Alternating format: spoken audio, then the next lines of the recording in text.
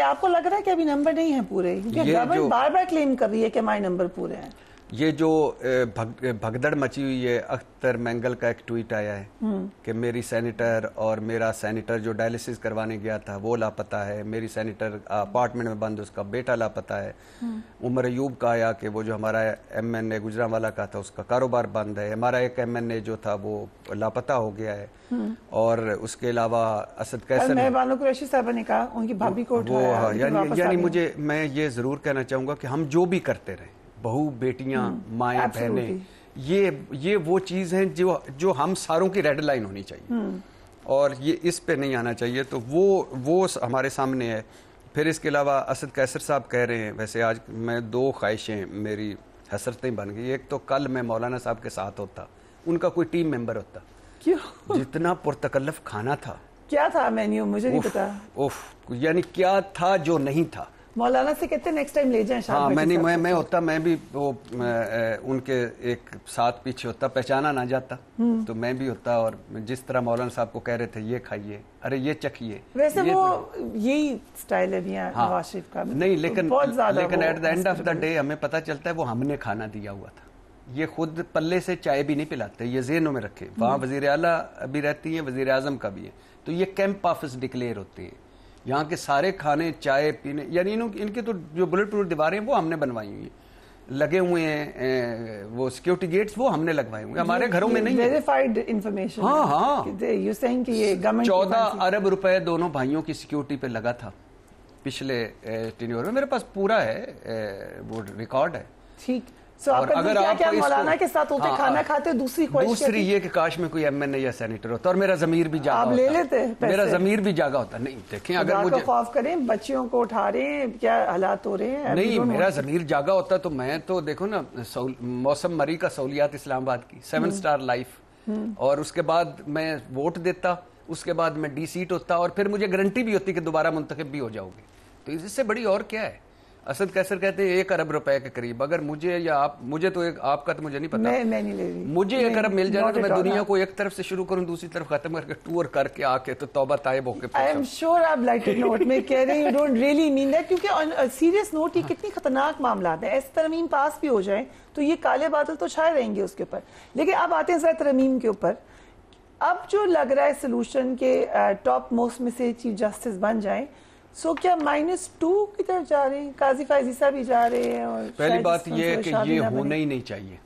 آپ یہ ذہنوں میں رکھیے گا کہ ہمارا آئین اور آئین کا ابتدائیہ وہ ان کو پڑھ کے سنانا چاہیے کہ اس میں ہے آزاد عدلیہ کا، یعنی کہ آزاد عدلیہ ہونی چاہیے. کوئی ایسی جو وزیر اعظم سول جج نہیں لگا سکتا، وہ وزیر اعظم چیف جسٹس کیسے لگائے گا. اور اگر سپریم جوڈیشل کونسل میں حکومتی نمائندے زیادہ ہو جائیں گے، اگر کوئی پارلیمنٹ کی کمیٹی بن جائے گی، وہ جج لگائے گی، جج کی مانیٹرنگ کرے گی، چیف جسٹس لگائے گی، تو پھر میرے خیال سے ادھر ممبر بنا دیں ان کو، پارلیمنٹ والوں کو بٹھا دیں سپریم کورٹ میں. آپ سوچئے کہ اگر کوئی ایک آئینی ترامیم ہو اور آئندہ سے ہو کہ 3 نام بھجوائے جائیں گے چیف جسٹس کو جن میں وہ ایک وزیر اعظم بنائیں گے، تو کیسا لگے گا ان کو. 3 نام بھجواؤ پارلیمنٹ سے نمبر پورے. اس پہ تو مولانا بھی مانے ہوئے ہیں. کس پہ نہیں ہونا چاہیے.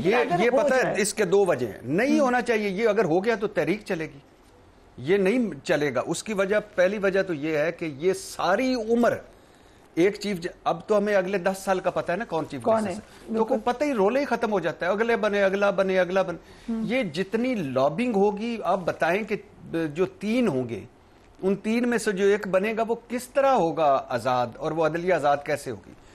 تو سینئر موسٹ کو چیف جسٹس ہونا چاہیے.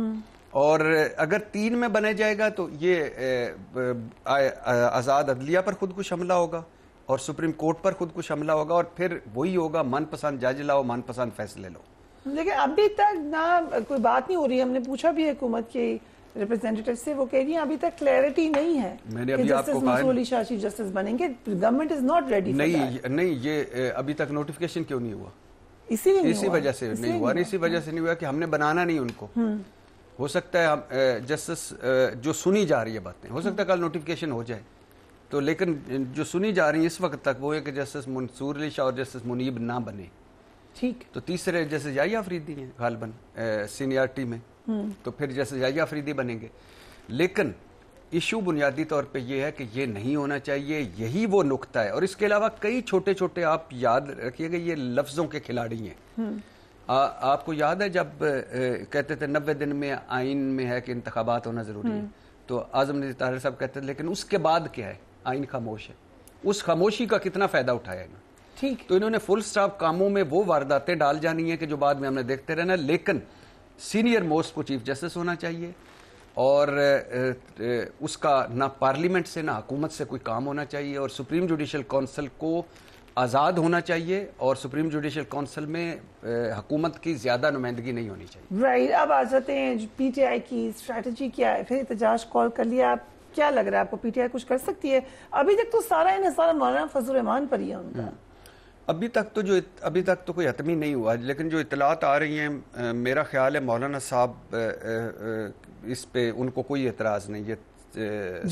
سینئر 3 ججوں میں سے کہہ چکے ہیں اس پہ. ہاں، تو اگر یہ ہے تو یہ بڑا خطرناک ہے. اس کا مطلب ہے مولانا صاحب کی کوئی ڈیل ہوئی ہے. یہی تو مین پوائنٹ ہے. پوائنٹ کیا تھا؟ مولانا کافی عرصے سے یہ کہہ رہے ہیں کہ I'm okay with this. نہیں، ان کو مسئلہ تھا قاضی فائز عیسیٰ کو جانے دیں. نہیں، قاضی فائز عیسیٰ دیکھیں نا، ایک سکے کے 2 رخ ہیں. قاضی فائز عیسیٰ صاحب رہ جائیں، کیوں رہ جائیں؟ منصور علی شاہ صاحب نہ بن سکے. تو اب بھی اگر منصور علی شاہ صاحب نہیں بنتے، جسٹس منیب نہیں بنتے، تو وہی بات ہے. ٹھیک.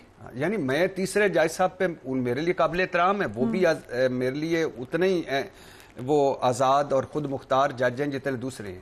لیکن کیوں نہیں جو شروع سے جو سینئر جج بنتا آ رہا ہے، کیوں نہیں بنتا؟ ٹھیک ہے، امپورٹنٹ پوائنٹ ہے. اب آ جاتے ہیں کہ پی ٹی آئی کی ملاقات ہی نہیں ہو رہی خان صاحب سے. جب لگ رہا ہے کچھ عرصے شاید ابھی نہ ہو. آپ کے پاس کوئی اطلاع ہے خان صاحب کی؟ مجھے ایسا لگتا ہے نہیں. اب اطلاعات تو بڑی تشویشناک تھی، لیکن سرکاری ڈاکٹروں نے بھیجا ہے. سرکاری ڈاکٹر 2 گئے تھے، انہوں نے کہا کہ ان کے کانوں میں درد ہے، ان کے دانتوں میں درد ہے، لیکن وہ کوئی ان کی بجلی نہیں کاٹی گئی، کوئی ان کی چہل قدمی کی سہولت واپس نہیں لی گئی. وہ ورزش کر سکتے ہیں، وہ مکمل طور پر فٹ ہیں. یہ سرکاری ڈاکٹروں کا ہے. لیکن حکومت کہہ کے کیوں مکر گئی کہ آپ کے ذاتی ڈاکٹر؟ گورنمنٹ کہتی ہے ہم نے کہا ہی نہیں تھا. یہ پی ٹی آئی والوں نے خود ہی سے بات اڑا دی تھی. اچھا، پہلی بات تو مجھے سمجھ نہیں آئی کہ ملاقات پہ پابندی لگانے کی ضرورت کیا ہے. یہ کویسچن ہے. مے بی بیکاز وہ چاہتے ہیں کہ احتجاج نہ کال ہو. یس، اور ترمیم پاس ہو جائے. پہلے ایسی ہو جائے، شنگھائی کانفرنس ہو جائے اور ترمیم پاس ہو جائے. ایسے ہی ہے. تو اب دوسری بات ہے کہ ذاتی معالج کو اس شرط پہ تو بھیجا جا سکتا ہے کہ آپ کوئی سیاسی بیان نہیں دیں گے، آپ صرف یہ بتائیں گے کہ وہ فٹ ہے، ان کو ساری سہولتیں میسر ہیں، دیٹس اینڈ. تو اس سے کیا احتجاج ہونا ہے؟ کیا کرنا ہے؟ کسی نے کیا کرنا ہے؟ سو ڈو یو ہیو، آپ کی تو ملاقات بھی ہو چکی ہے ان سے جیل میں.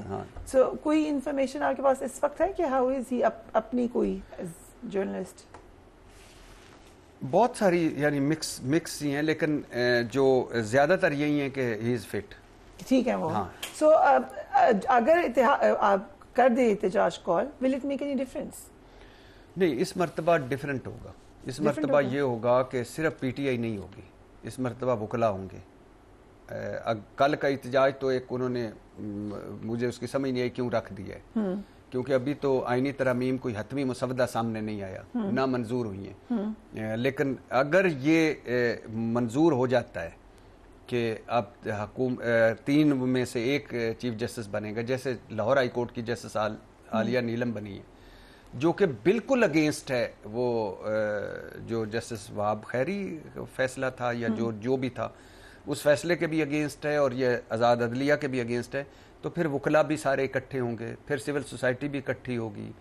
تو پھر آپ کو لگتا ہے کہ زیادہ پاورفل ہوگا، اور مجھے لگتا ہے کہ سپریم کورٹ اسے ایکسیپٹ بھی نہیں کرے گی.